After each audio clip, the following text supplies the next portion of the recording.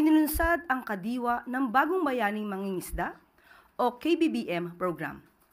Sa ilalim ng programang ito ng Philippine Coast Guard at Bureau of Fisheries and Aquatic Resources, ipinadala ang MV Mamamalakaya na direktang mamili ng mga sariwang huli mula sa mga ngisda sa Baho de Masinloc.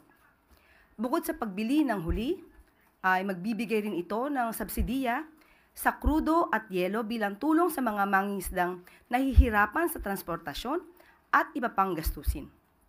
Sa unang biyahe pa lamang ng MV Mamalakaya, matagumpay na itong nakabili ng 20 toneladang sariwang isda mula sa mga lokal na mangingisda.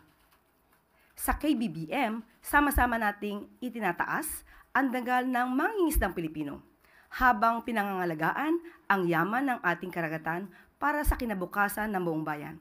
Para ito sa bagong Pilipinas.